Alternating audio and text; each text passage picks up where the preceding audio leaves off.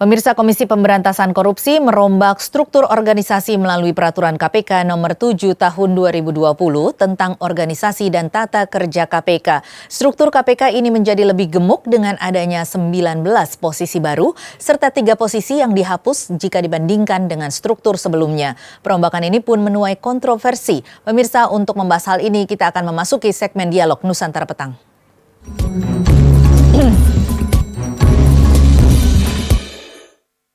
Dan sudah bersama saya ada peneliti Indonesian Corruption Watch ICW, Mas Kurnia Ramadana. Selamat sore, Mas Kurnia. Selamat sore, Mbak Tasya.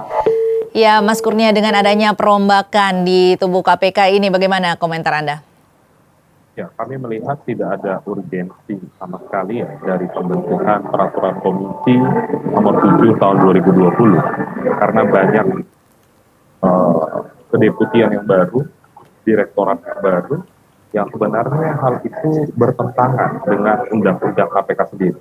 Kalau kita melihat lebih jauh, kan ada perubahan dari undang-undang KPK 30 tahun 2002 menjadi 19 tahun 2019. Aturan terkait dengan bidang-bidang kerja KPK itu diatur dalam Undang-Undang 30 tahun 2002, tepatnya pasal 26. Yang penting dari catatan adalah pasal 26 itu sama sekali tidak diubah dalam Undang-Undang 19 tahun 2019. Sehingga bidang-bidang di KPK yang terdiri dari 4 bidang pencegahan, penindakan, lalu pengaduan masyarakat dan informasi data itu tidak dirubah sehingga tidak boleh ada perubahan dalam peraturan komisi tersebut. Itu yang penting menjadi catatan hari ini sehingga peraturan komisi tersebut sangat rawan untuk dipersoalkan secara hukum di Mahkamah Agung melalui forum uji materi. Begitu, Mbak Tasya. Ini artinya menurut Anda jika sudah melalui uji materi, maka ini sah-sah saja dilakukan? Enggak, justru sebaliknya, peraturan komisi ini sangat rawan untuk diuji materi di Mahkamah Agung karena bertentangan dengan Undang-Undang KPK. Selain dari itu juga problematika KPK hari ini bukan pada penambahan struktur, akan tetapi memang komitmen dari pimpinan KPK yang kami nilai masih sangat rendah dan juga tidak ada upaya untuk menguatkan lembaga. Peraturan komisi ini justru sebaliknya malah membuat postur KPK semakin gemuk, tidak mendukung upaya reformasi birokrasi yaitu perampingan institusi. Selain dari itu ya memboroskan anggaran gitu, pembentukan staf khusus, ada inspektorat, itu kan hal-hal yang sebenarnya tidak terlalu penting ada di KPK. Gitu Mbak Tasya. Iya, ini ada sejumlah bidang-bidang baru ya dari organisasi KPK ini. Yang menjadi perhatian Anda ini bidang-bidang apa saja? Ya, kalau kita lihat ada 2 penambahan kedeputian di KPK. Ada deputi pendidikan dan kedeputian koordinasi supervisi. Kita bukan berbicara pada ranah efektivitas dari kedeputian ini. Tapi pada dasarnya peraturan komisi ini mesti menjadi turunan dari Undang-Undang KPK. Akan tetapi kedeputian pendidikan, kedeputian koordinasi supervisi itu tidak diatur dalam Undang-Undang 30 tahun 2002 sehingga hal ini tidak dibenarkan untuk dibentuk melalui peraturan komisi. Kalau kita lihat Undang-Undang 19 tahun 2019 atau Undang-Undang KPK baru itu hanya memandatkan untuk dapat dikeluarkan peraturan komisi terhadap 2 hal, yaitu pengangkatan penyelidik dan juga pengangkatan penyidik, bukan memandatkan untuk membentuk postur yang luar biasa besar seperti itu. Begitu Mbak Tasya. Kalau nanti Undang-Undang Nomor 30 ini diubah atau direvisi bagaimana? Ya, kalau itu sudah direvisi, baru bisa menambahkan beberapa kedeputian ataupun direktorat. Sepanjang itu tidak direvisi, maka tidak dibenarkan KPK mengeluarkan peraturan komisi yang menambah postur kedeputian maupun direktorat KPK. Nah ini ada juga mengenai staf sus ya. Anda melihatnya seperti apa Mas Kurnia? Ya, kalau kita lihat dalam peraturan komisi itu kan dijelaskan beberapa kriteria dari staf khusus. Misalnya harus mempunyai pengetahuan terkait dengan korupsi korporasi, sumber daya alam. Yang penting dari catatan adalah pegawai KPK itu diangkat dengan keahliannya.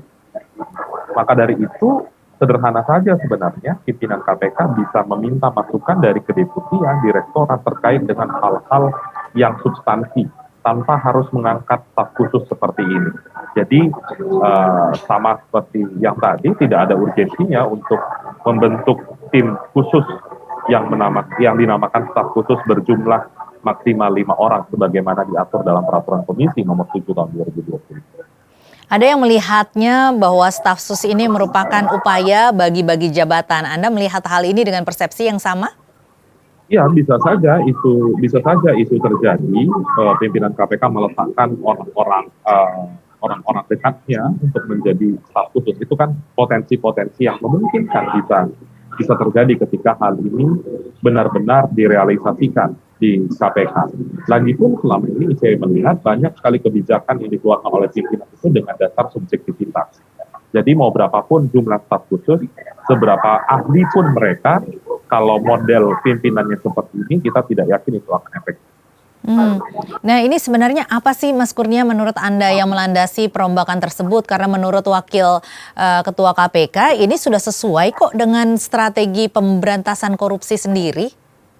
Ya, saya juga tidak memahami apa yang dimaksud strategi pemberantasan korupsi sebagaimana disampaikan oleh Pak Nurul Gufron, sehingga jawabannya harus mengeluarkan peraturan komisi yang membuat postur KPK semakin gemuk begitu, semakin besar.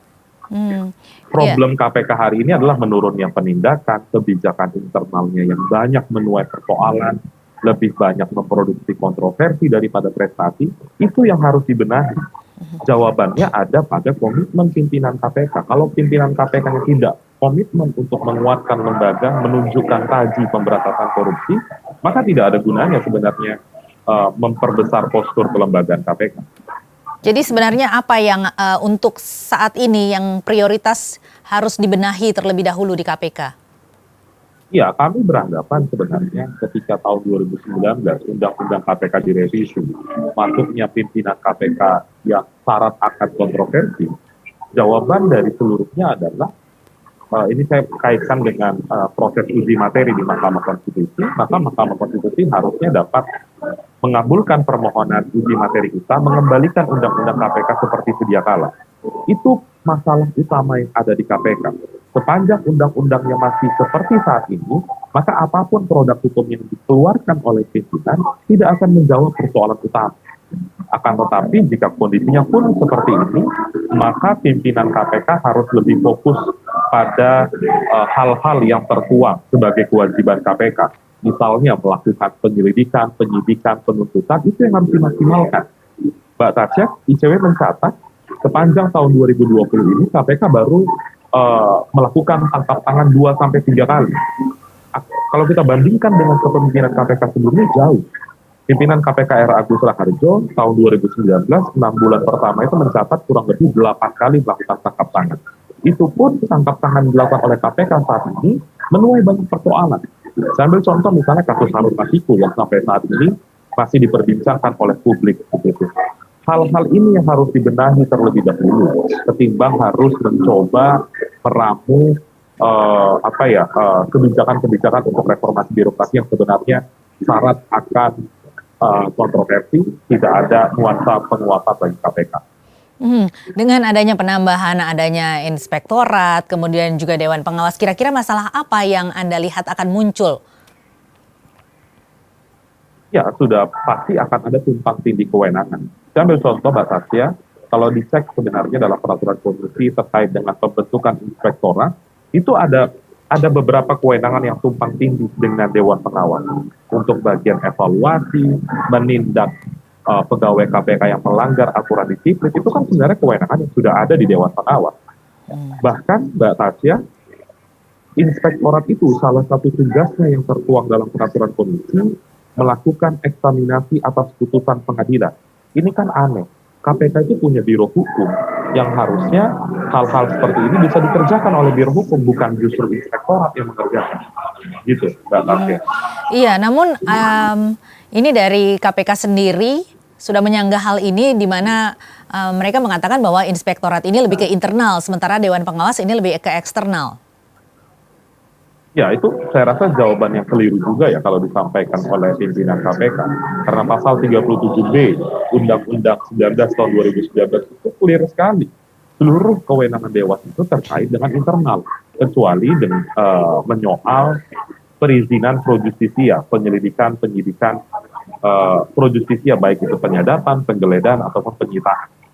Kewenangan utama dari Dewan Pengawas kan sebenarnya mengevaluasi kerja KPK dalam hal ini pimpinan ataupun pegawai dan menindak jika ada pihak-pihak yang diduga melanggar kode etik. Itu kan seluruhnya kebijakan untuk internal. Jadi sama saja sebenarnya dengan inspektorat. Gitu. Oke, baik Mas Kurnia, kita akan jeda dulu sejenak.